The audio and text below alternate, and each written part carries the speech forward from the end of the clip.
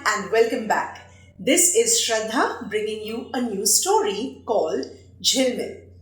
Now, Zhilmil was the name of a little girl who was about 7 years old, who lived in a land that was not so far from here, but a very long time ago.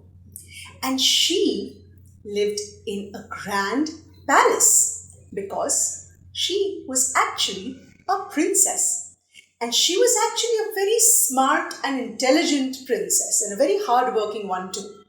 So after her school year was over in her summer vacations, she was lounging about in the palace when she suddenly decided that she wanted to take a walk in the palace orchard.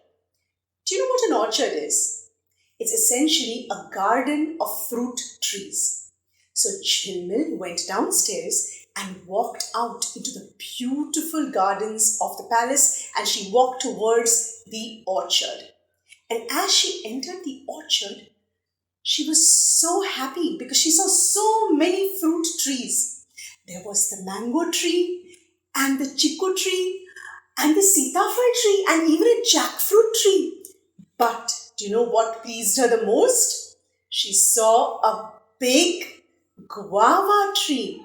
And guava was her most favorite fruit. So she walked up to the guava tree and she looked around. She thought to herself actually, thinking, no one is looking. Maybe I can just pluck a guava from the tree and eat it. It'll be so yummy. So she went on tippy toes and she reached up to a guava that looked really yummy. When suddenly she heard. She was very startled and she looked around. Tilu, is that you? Tilu? What kind of a name is Tilu? Tilu, is that you? Have you been following me? I know you're my naughty cousin. Stop hiding. Come on out from the trees. Tell me where you are. There was no answer and nobody came ahead. So she reached one more time.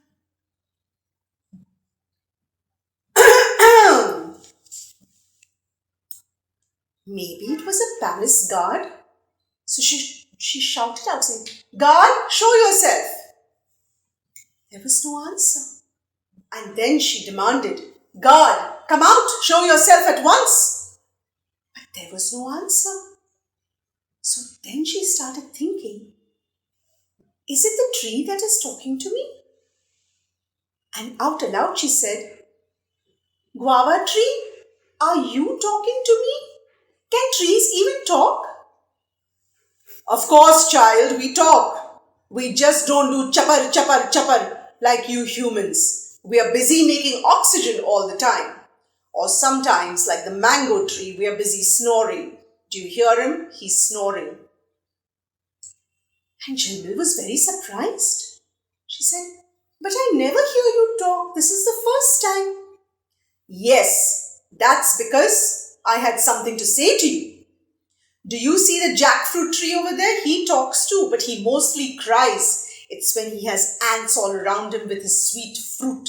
He goes, 'Oh, there are ants at my feet and my roots and my branches.' But the mango tree, he just keeps snoring, even when jackfruit is crying. And I speak only when I have something very, very important to say. You cannot take my fruit unless you say the magic word." Magic word? I know many magic words. There are so many magic shows in the palace. There is a stream of magicians always coming to entertain us. Let's see. Maybe I can say abracadabra? No, that is not the magic word.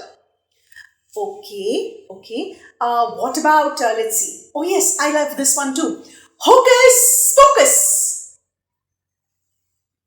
No, that is not the magic word to get my fruit.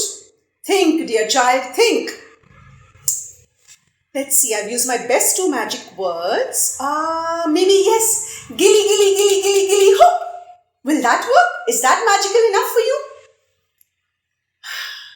No, child, I think you will need some help.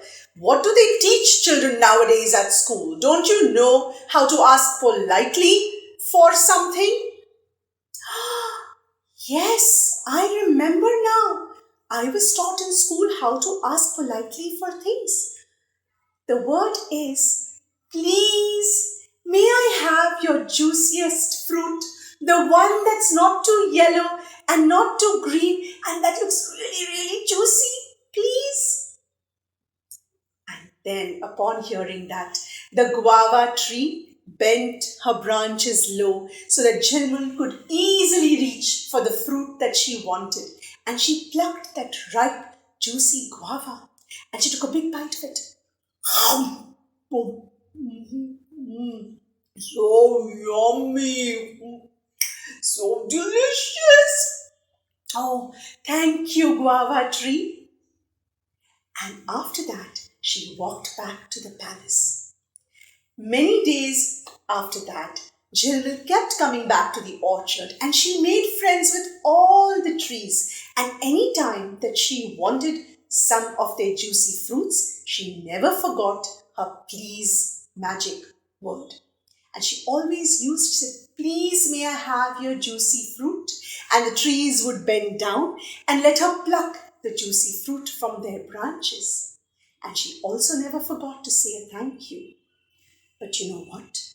She never told the mango tree that he would be making a racket almost every single day by snoring loudly. She was kind of a polite princess like that. And that was the story of Jhilmil the princess. I'd like to thank my friend and the author of this story, Vidya Nesarikar, for letting me tell you this story, and also Champak, who published this story some months ago. Thank you for listening. I hope you enjoyed. Bye.